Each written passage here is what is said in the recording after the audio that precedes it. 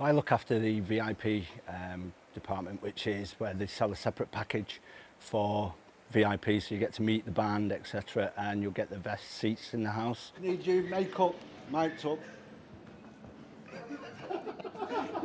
Rock and roll. Rock and roll.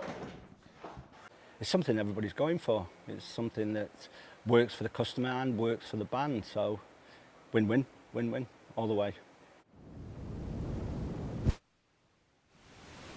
My day will start with me putting together the package of gifts, which is various things across the board. And once that's put together, I then put together the autograph packs where the guys do all the, all the stuff they've signed. I then go to the front of the house and I will then start checking in the customers with the first pack, which is the meet and greet. So you'll have your photograph taken with the band and meet them, etc. So we check those customers in first.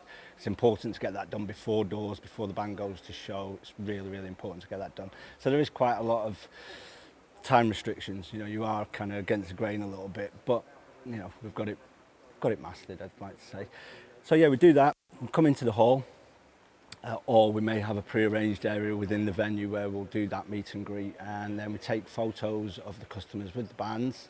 Once that's finished, we then go back to the reception area and continue with the second part of the package, which would be we're obviously up against it, doing this in the auditorium with the light changing all the time, but carry on. What happens?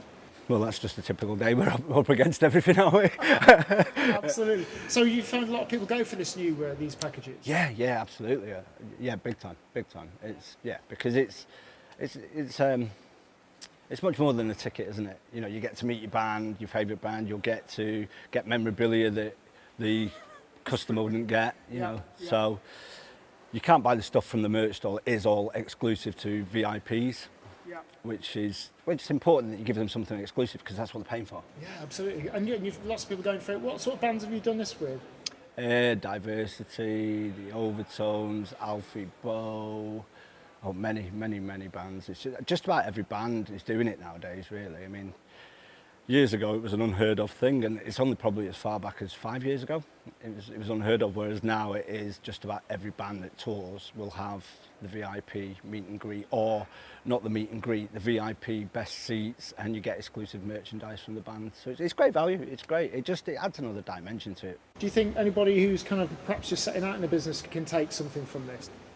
I don't, if you're a new band, I'm not sure whether it would work initially because you wouldn't have that type of demand because of, obviously you wouldn't be that quite famous. There is kind of like a benchmark. You have to be of a certain amount of ticket sales in order to do so. But then there's some bands that do try it and it works because you would only sell a minimum. You can't sell, it's not an unlimited sale, otherwise it wouldn't be exclusive. So you have to sort of cap it at, depending on the size of the venue, anything between 50 and 100 is max. That's it capped.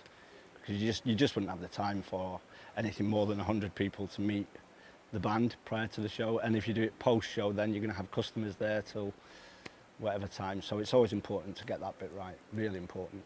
Tonight it's 35, so nice and tight, nice and exclusive. And we'll come into the auditorium here and we set up a nice photo so that the band's backdrop is in the photo, etc. And you know exactly who they're having their photograph taken with. And that's good for the band because these people, well, with social media, these people have put these pictures out across social media, Facebook, whatever, and you can see right there with the Australian Pink Floyd, they've had a good night out there, they've met them, so it really speaks for itself. And do you tour around with the band and go to all the venues then? Yeah, every venue. So yeah, I'm on the whole tour, so it'll be the whole thing. Everything the band does, I do.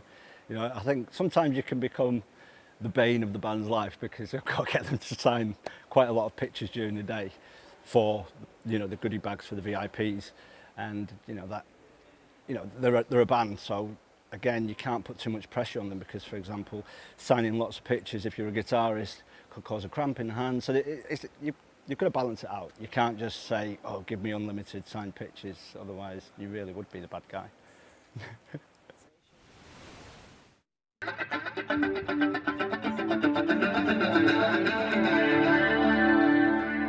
So that's the only song I use this on. I tried to get the 72 Telecaster to sound like this, and